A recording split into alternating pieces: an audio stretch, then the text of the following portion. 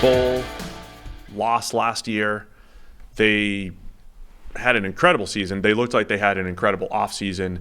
I think on our preview show last year, maybe it was our bold pick segment, you actually picked the Eagles for the Super Bowl. They were Super Bowl. I forget who my other side was, but they were definitely one of them. It was Bills, right? It was Bills, Eagles. Bills, Eagles maybe, or Chargers, Eagles, or something to that effect. Bills, Eagles the whole way. And it's tough to remember what we all thought last year at this time. But last year at this time, I think the sentiment around the Eagles was good offseason. Yeah. They made a lot of good, shrewd moves, but nobody was like, man, here we go. Eagles, they're primed to be the best team in the NFC. Right. The NFC last year at this time looked like it was Packers, Bucks, and Rams. It was Rodgers and the Packers, Brady and the Bucks, Rams coming off a Super Bowl, but it became the Eagles, 14-3. They're projected to 10.37 wins again this year. What are your thoughts on the Eagles, what they've done this offseason, and if they can get back to the Super Bowl? Yeah, it's very difficult to dislike the personnel moves that they've made kind of across the board.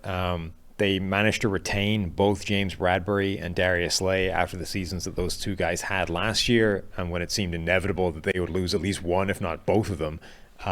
Then, in addition to that, they added some young players in the draft, like guys like Keely Ringo, who don't need to start. Like, the difference between that and the Giants is those guys are not going to be relied upon day one. If they turn into anything, it'll either be next year or injury, contingency, all those kinds of things.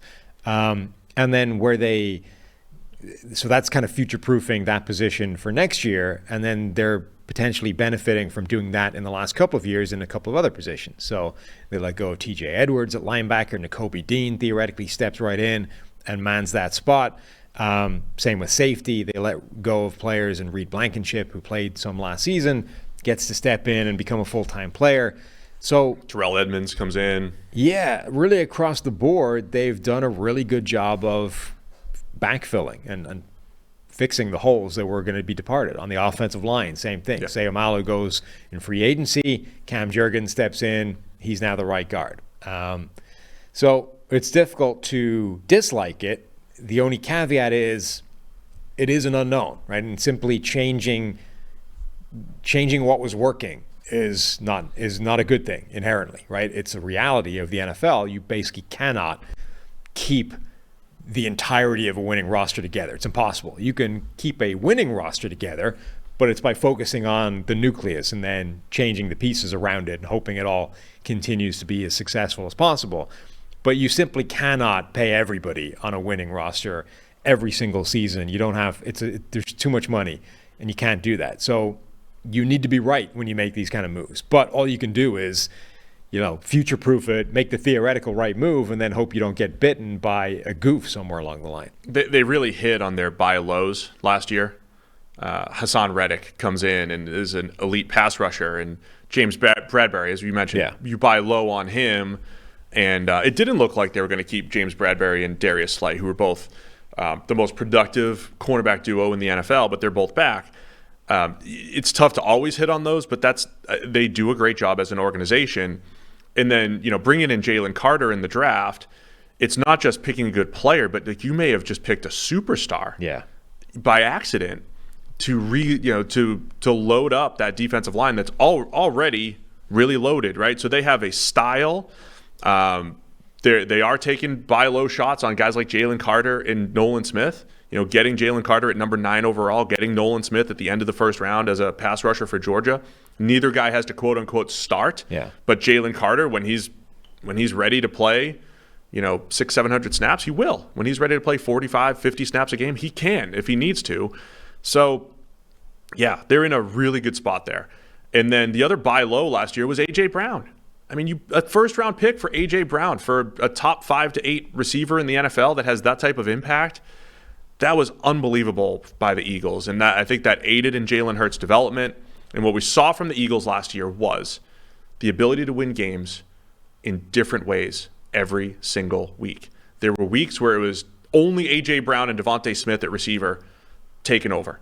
There was other games where it was the running attack. There was other games where they'd sack the quarterback 6 or 7 times.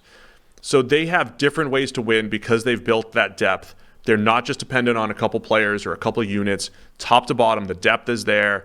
And I mentioned in the Dak conversation, Jalen Hurts was very good last year. He's also been put into a great position schematically, personnel-wise, and head coach Nick Sirianni. It felt like every single edge that the NFL has right now, whether it's double cheek push, whatever it might be, going forward on fourth down, they are taking advantage of those edges, right? So I think the Eagles are in great shape. My question with Jalen Hurts is, okay, go do it one more time. Let's see if you are that consistent top 8 quarterback. They just paid him last year like he is that. And so that's going to affect the Eagles going forward. Can they continue to bring in the James Bradburys of the world with more money on Jalen Hurts' contract? Might be more difficult, but if Hurts continues to progress, it won't matter a whole lot. Yeah, they've lost the sort of the biggest cheat code in the NFL, which is the rookie contract quarterback, and in particular the rookie contract that isn't in the first round. I mean, that's any rookie deal for a quarterback is an incredible shortcut to salary cap success, salary cap comfort. But when you have a guy on a rookie contract at quarterback not in the first round, it's supercharging that advantage. And obviously Jalen Hurts was drafted in the second, so he was on absolute peanuts relative to a lot of basically any other quarterback in the NFL.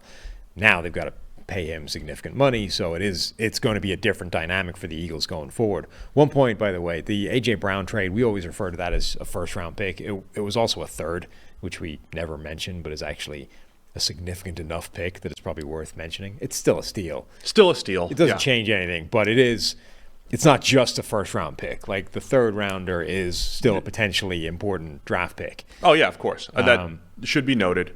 But again, I just... The Eagles' process overall. I mean, the process throughout the last several years has basically been flawless. Like, they have, from a process standpoint, nailed almost everything. Everything they've done has been fairly sound. And even when they've screwed up, they've fixed it, or it hasn't made a difference. Like, drafting Jalen Reagor is one of the worst personnel moves that's been made in the NFL in the last several years, right? They drafted Jalen Reagor, one pick ahead of Justin Jefferson. Catastrophic mistake in terms of evaluation. Not only did you err in thinking this guy was good because it looks like he's an absolute train wreck, but you also erred in thinking the guy picked one step behind him wasn't particularly good, because otherwise you would have drafted him, late in the first round. So just literally a horrendous personnel mistake from multiple different angles. But you then fix that by going to get A.J. Brown for a first and a third round pick and the contract that it requires to tie him down. Like, they have done an outstanding job of getting most things right, and then when they've screwed it up, finding a way of fixing it quickly. I tried to simplify it in a tweet right around the draft, but they turned their 2020 tank job last week of the season pretty much into the number 6 overall pick that year. Yeah. Flipped it for number 12, moved down to get an extra 2022 first rounder, traded Carson Wentz for a 2022 first rounder, traded one of those for A.J. Brown, also drafted Jordan Davis, then took one of those picks, traded it forward to 2023, which turned into Jalen Carter. So losing a game on purpose in the last week of the season and trading Carson Wentz turned into Jordan Davis, Jalen Carter, and A.J. Brown. There's other stuff involved. There's the third rounder and the whole thing, but oversimplified.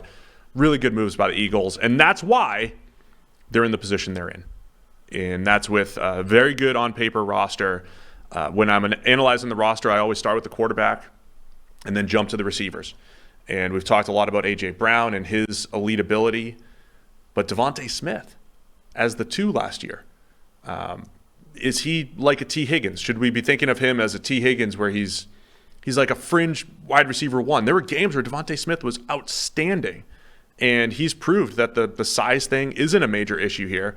It's awesome that he doesn't have to be the 1. I don't know if he does it every week, but I love that 1-2 punch of A.J. Brown, Devontae Smith, and then you also have Dallas Goedert at tight end. Yeah, I mean, I think it's an open question at the moment how good Devontae Smith could be if A.J. Brown wasn't there, but he doesn't have to deal with that situation, at least not outside of Brown getting injured. So it's not really a reality we need to confront at the moment. And as the role that he's currently in, the number 2, he looks absolutely outstanding. Incredible body control, incredible route running, incredible sideline ability, great hands.